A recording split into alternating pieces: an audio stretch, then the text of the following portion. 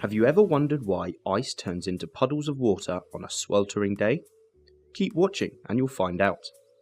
On Earth, materials exist in one of three main states of matter: solid, liquid, or gas.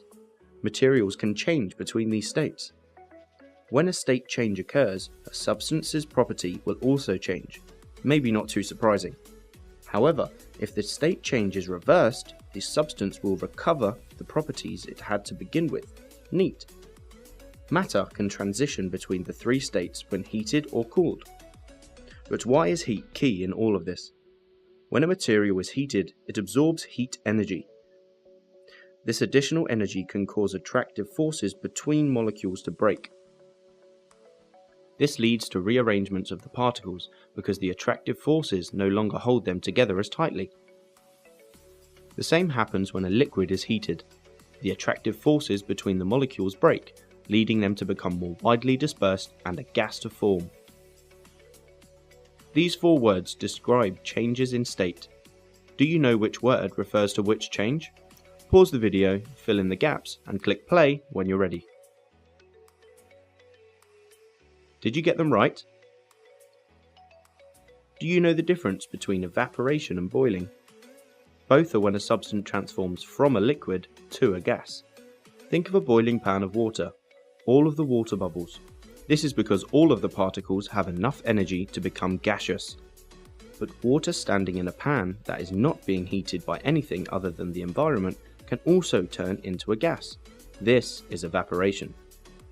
Only the particles at the surface have enough energy to change from a liquid to a gas.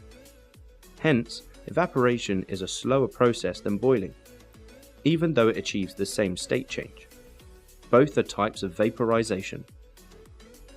The opposite of these vaporization processes is condensation, the transition from a gas to a liquid.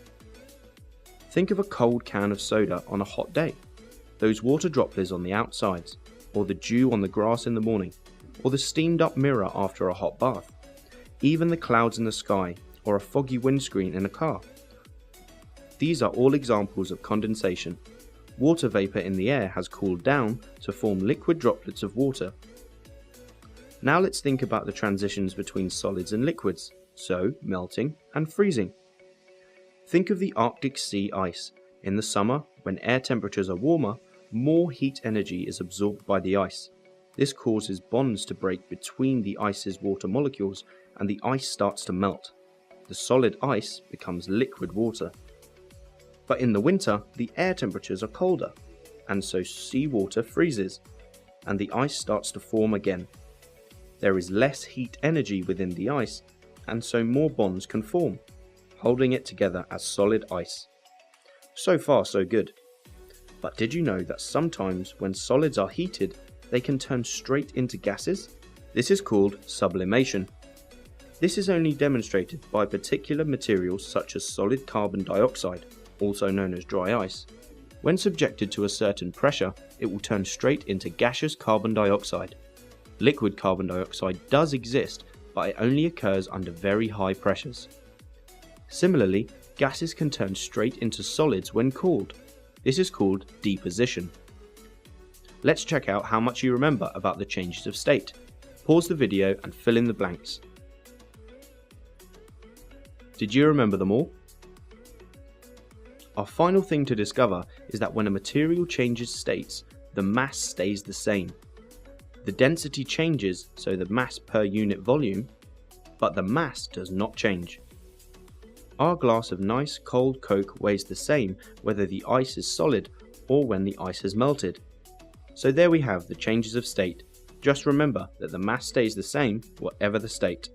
If you liked the video, give it a thumbs up and don't forget to subscribe. Comment below if you have any questions. Why not check out our FuseSchool app as well? Until next time.